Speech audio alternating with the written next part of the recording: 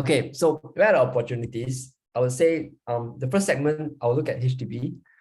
Of course, if you ask me, what we are doing here is really sound investment decision. Just want to have a disclaimer here first. HDB, I wouldn't say is an investment choice, okay? But because it's property related, I want to put it here. And a lot of people, like just now, earlier my segment, I also said that MOP or HDB upgraders are also a very strong contributor to the private market. So knowing this market would helps you in your investment journey also. So let's look at HDB. I think very quickly, because of the 15 months wait out, those 55 years old private owners, when they want to downgrade, they will be like, okay, I want to downgrade a 5-room because they got money, they want to have a bigger place and so on. But once they think of, it's true, just happened 3 days ago, we're talking to a senior. Once they know that 5-room, they need to wait for 15 months, they should really say, never mind, let's look for 4-room. It's very straightforward one. So I think 4-room, 3-room, and 2-room even, because now in the market there are a lot of 2 rooms, new houses, just 5 years those type.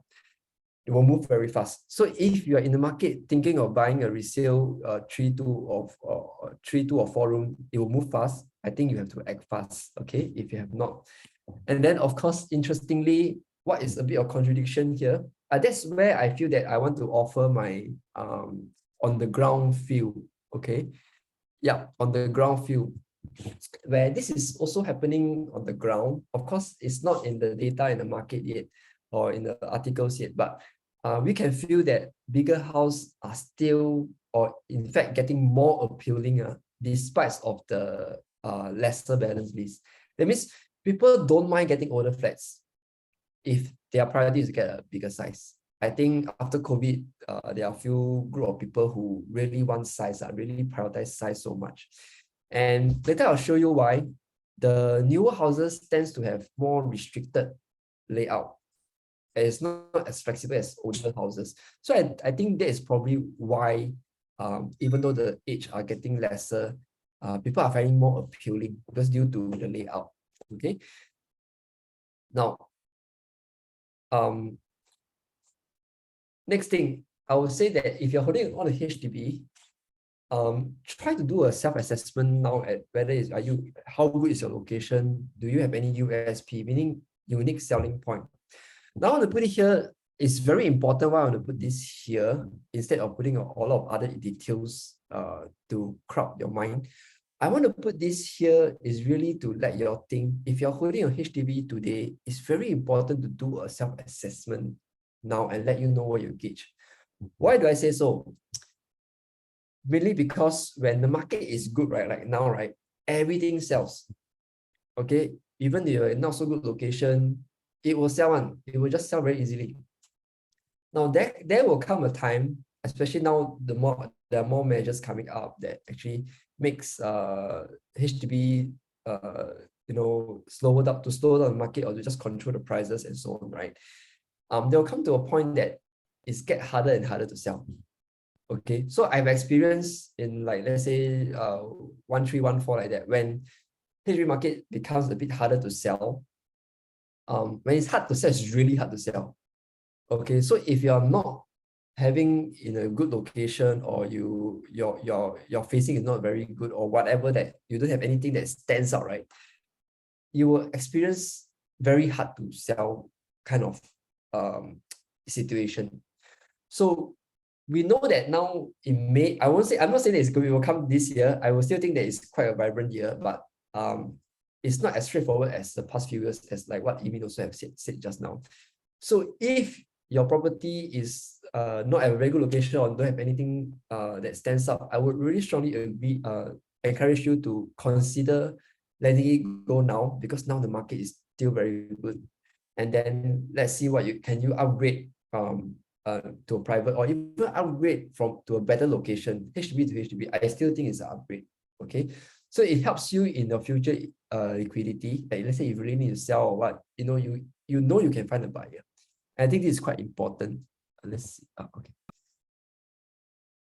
Now next, Okay, let's look at the EC. Okay, so this segment is very interesting. It's always in the middle of HDB and private.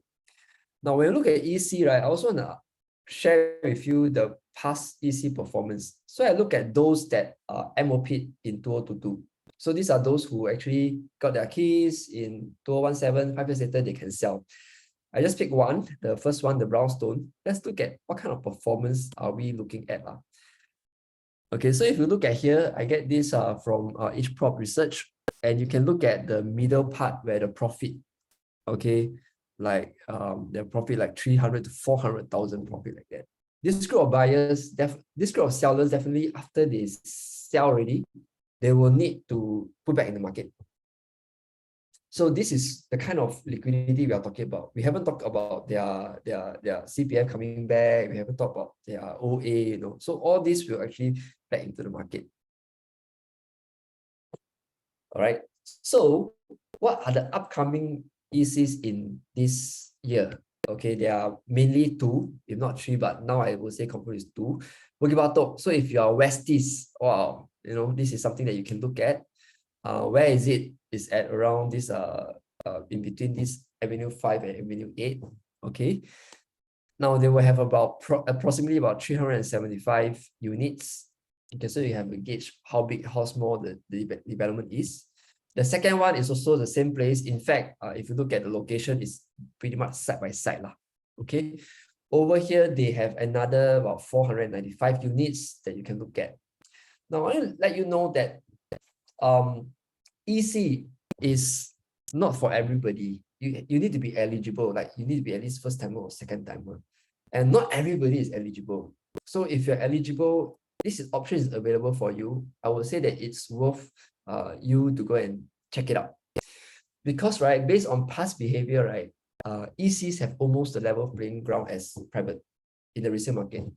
Because in the resale market, right, let's say a EC and a private side by side, or just across the road, you look at them, right, you cannot, just by looking at them, right, you cannot tell it's an EC or a private.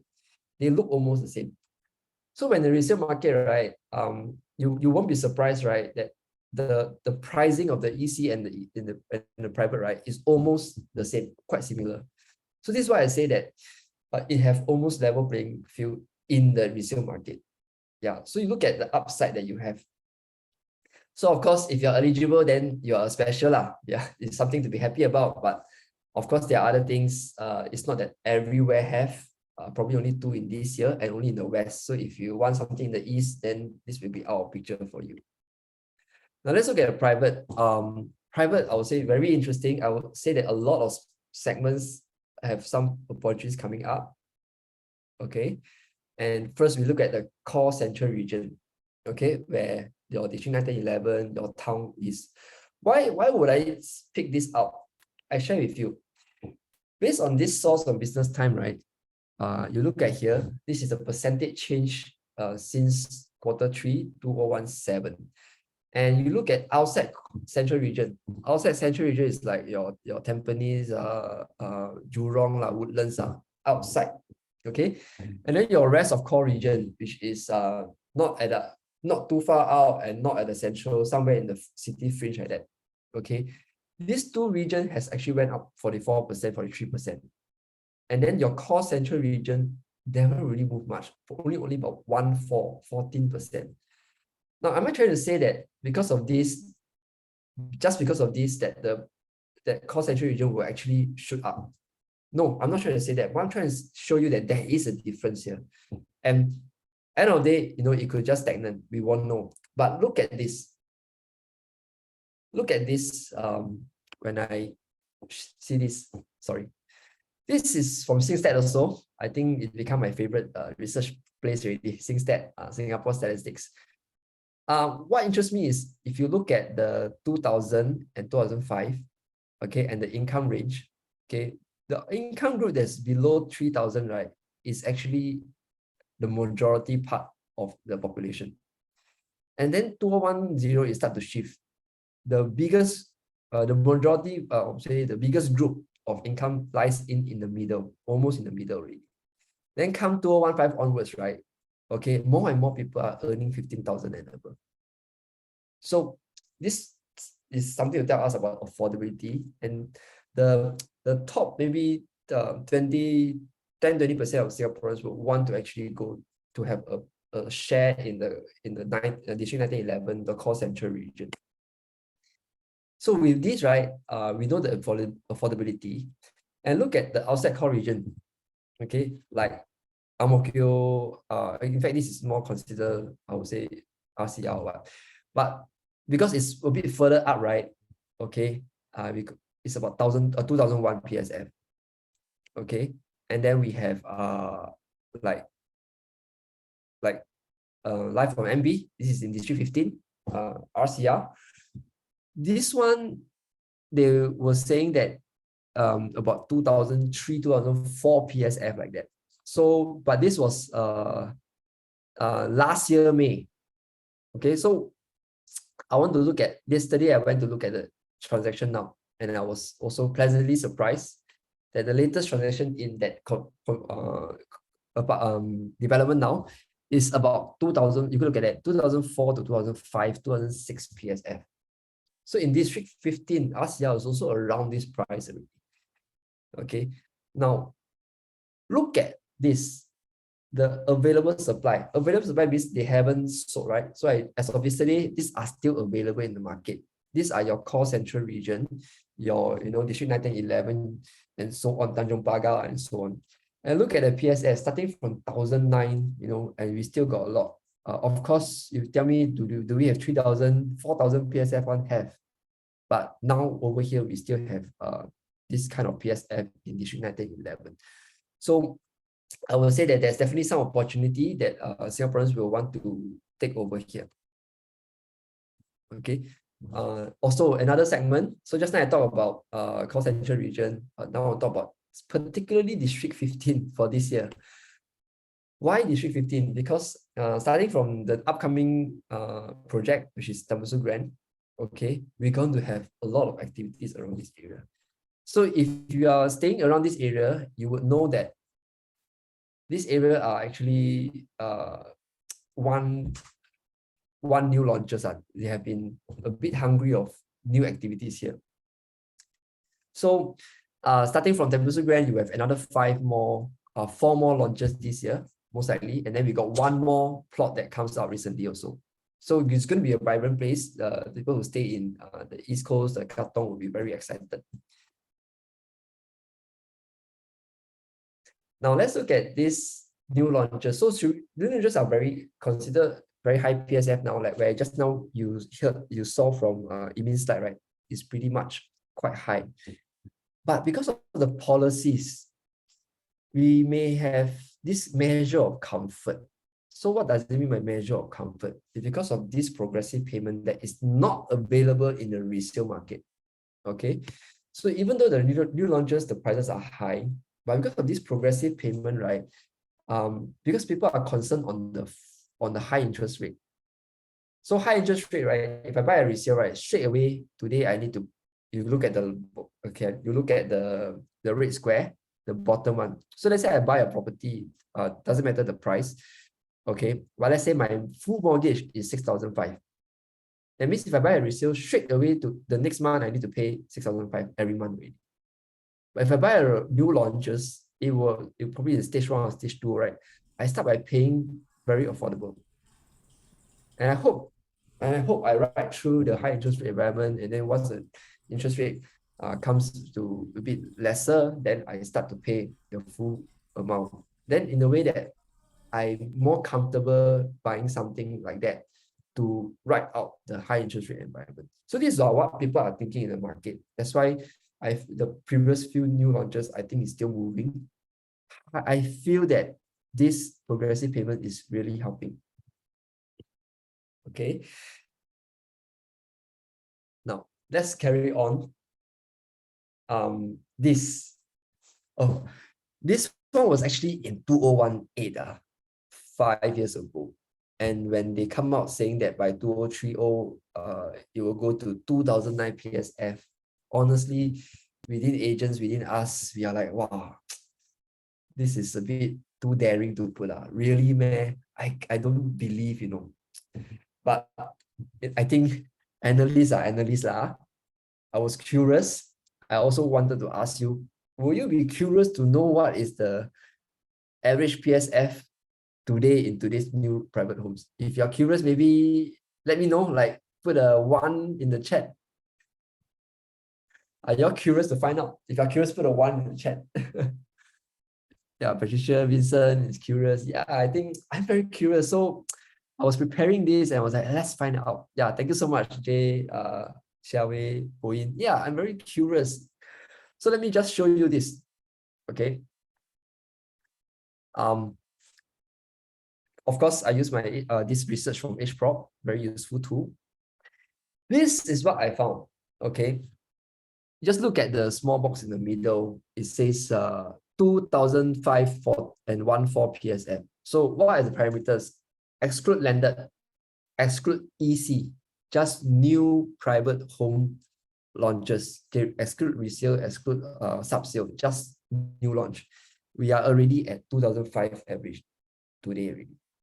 So yeah, what is the possibility of it reaching 2009? So something for you to think about it. Okay. So of course, I also want to share with you, there's also another worthwhile maybe. Why I say worthwhile maybe? This is some on the ground field for freehold that's roughly before 2014. Why I say roughly before 2014? Because after that, right, houses are getting smaller and smaller. Okay, so mainly due to layout, I give you an example. Like for example, you get something in let's say Serangoon. Typical 3-bedroom, you'll get about 900 square feet. And nowadays, 900 square feet, 3 bedrooms are very, very typical already. In last time, it's very small. Okay, so you have something like that, functional enough for you to have 3 bedrooms. That's all. Probably cost about 1.5. Okay. Now let's say if I want something bigger, I want to get a bigger, got utility and so on, right? Probably cost about 1.8.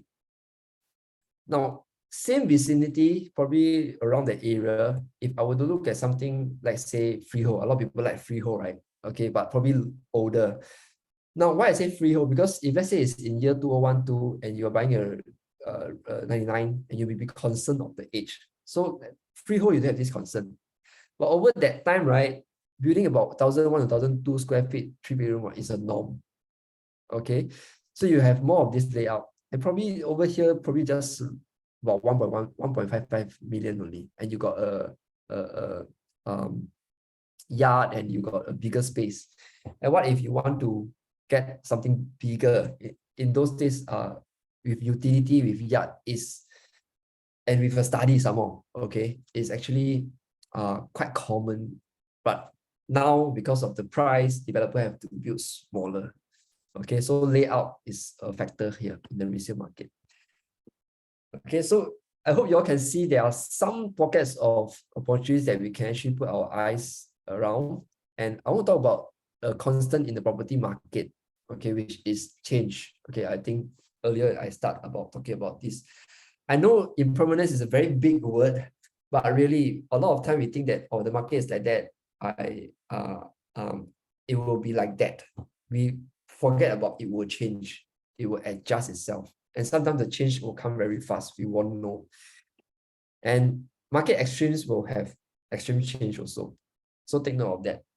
And how do we maneuver this? We have to ask ourselves, in 10 years' time, will land price, labor costs go up?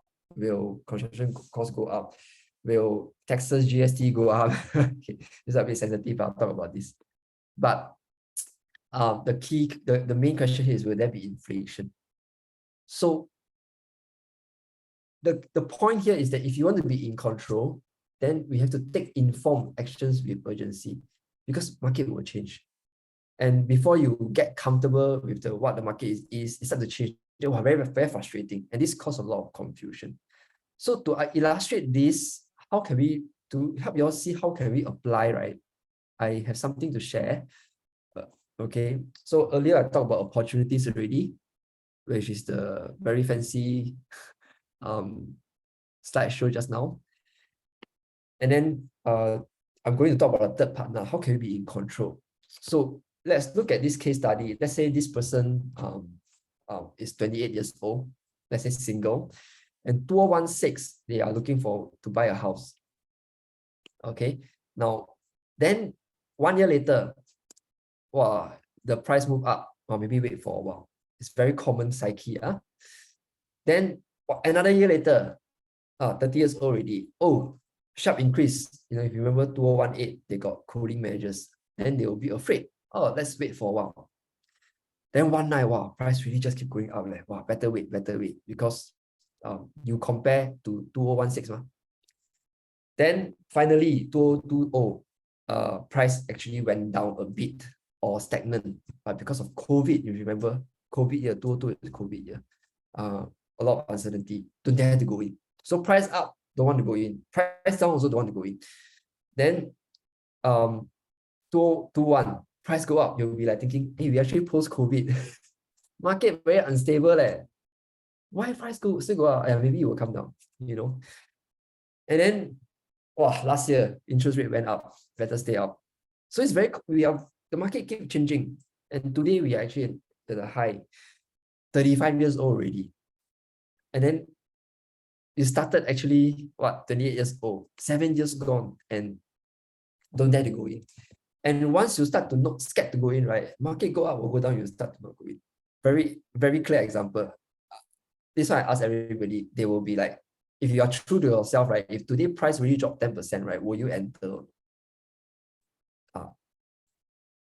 Chances are very hard to enter, because if its price is dropped, most likely because policy getting very hard to buy, or whatever, something happened that will just scared again.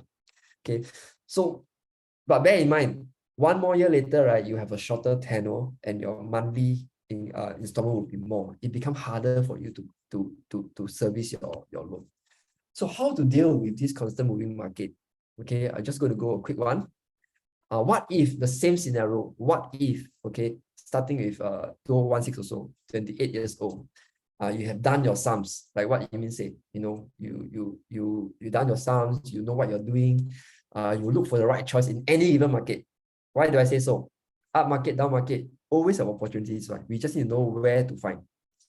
Of course, with the forced saving mechanism, you have a chance to build capital, you have an asset, and inflation go up, asset generally will go up. So for example, at that time, they bought a 700,000. The initial investment is probably about 175 with CPF and cash. Okay, at that time, interest rate are not so high. So probably 2,000 is good. So this 2,000 probably will have two parts. One part is interest and one part is forced saving. Okay. Then maybe after a few years, when 31 years old, they can sell at 800,000.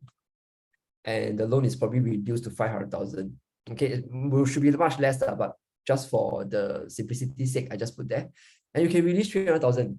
With this 300,000, with your savings, you can actually reinvest into a bigger property, like 2 or 3 bedroom. Okay. Now you're not taking any new money from your pocket already. You're actually taking whatever is inside the property and then just put into another upgrade into another bigger or better property. So within these years from 2016 to 2022, it's in a better position, right? What should we do when we say know your sums? These are things that we actually want to look into. Each and individual, everybody is different. We want to determine what is your budget. Your budget and their budget is different. Do you have safety buffer and so on? Only with this, then we can know is investment suitable for you, or what kind of property should you get. So to close on my portion before I head back to Emin, I just want to go back to this very first slide that I actually showed you earlier. Is that the only way to make sense out of change is to plunge into it, move with it, enjoy the dance. But I also want to have a word of caution: plunge into it, not blindly. We need to have method, like risk, assess your risk and so on, which is why the slide earlier would actually helps us to understand how safe are we. Then we have to be in the market. Then we really learn the market and know how to maneuver around the market. So this is something I want to share with you guys.